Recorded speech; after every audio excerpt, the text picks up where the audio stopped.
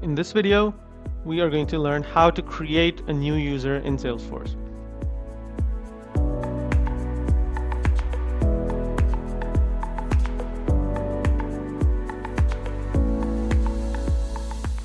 So once you're logged in as an admin user, all you have to do is hover onto the gear icon and click on Setup. Once you're in Setup, on your left, you will see a quick find box. Just click on it and search for users. And if you scroll down under users, you will see another users setting. Just click on that. And it'll open up this page on your right. And you'll be able to see all active users that exist in the system currently, and all inactive users that are in the system but they're no longer active. So you can see that there is a column here that demonstrates or highlights which users are active and which ones aren't. So you can see that these are the active users and the others are inactive. Now it depends on how many licenses you have, so you have to buy licenses, and each active user with a Salesforce license will consume a license which needs to be paid for. Now, so once you're on this screen, you can simply click on New User.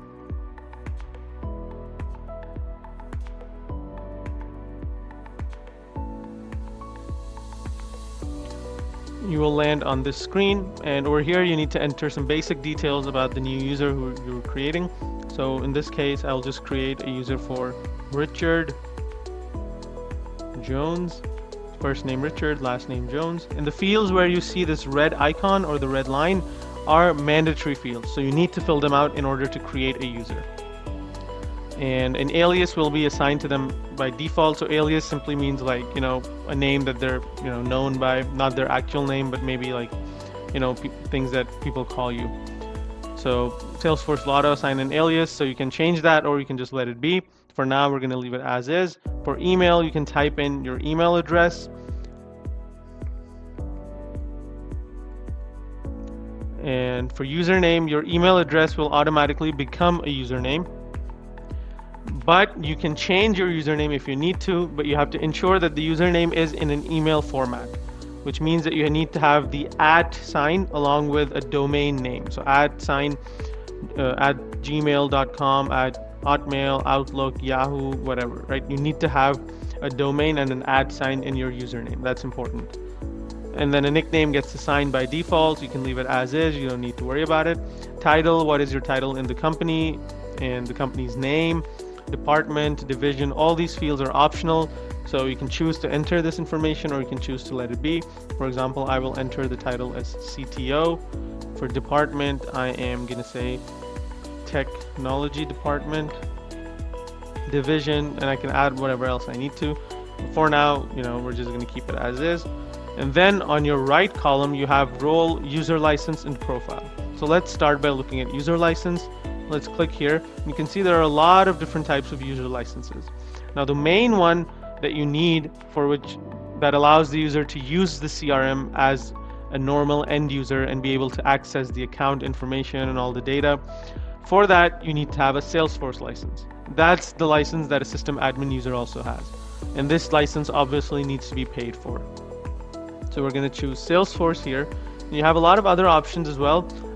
Most of these are free. For example, Chatter free, Chatter external. These are different. These don't really apply to a normal user. You don't really get to do all the normal CRM things with this license. Salesforce platform and Salesforce integration users are for more high-level things. For example, if you're working on an integration with an external system and you're writing your own code and creating your own Apex and stuff, for that you need different licensing, and for that the integration and platform license can come in handy. But for now, we're going to work with the Salesforce license, which is the standard license that we need in order to use the system effectively. Now, once you've chosen that license, and if you click on profiles, now profiles are what basically defines the level of access that you're supposed to have. So by default, Salesforce has a few profiles that it gives to you with the system out of the box. For example, contract manager, marketing profile, sales profile, marketing user, read-only, solution manager, system admin, and standard user. Now, all of these profiles are offered by Salesforce by default, but that doesn't mean that you have to use these. So you can create your own profile with your own custom level of permissions in it. and we're going to learn to do that as well. For now, you can choose one of these existing profiles because choosing a profile is mandatory. So right now I'm going to choose standard user, which is the most commonly used profile, which gives a user all the necessary and standard permissions that they need in order to use a system as a normal sales individual or a normal end user in the CRM who is not a system admin. Now role, if you look at roles is what defines what your hierarchy at the company is. So role defines who you report to, what kind of a designation you have, if you're a senior or a junior. For example, if you're a CEO, that means you're probably at the highest level of the corporate hierarchy. There's no one above you. So if your role is the CEO, that tells Salesforce that this person, Richard Jones, is the CEO, and they're probably the highest person in office, so they should have access to everything that people below them are doing. So that's what roles basically allows you to do.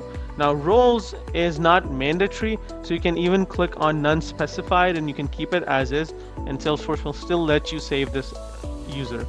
So for now, we're just going to keep it that way, and then we're going to learn more about roles shortly.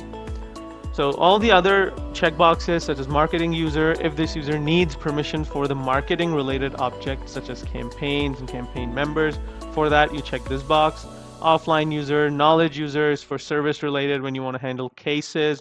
Flow user is if you need the ability to be able to run or trigger screen flows and see flow components. Service Cloud user is if you wish to see Service Cloud related objects, cases, knowledge, and all that, and if you wish to actually work on those.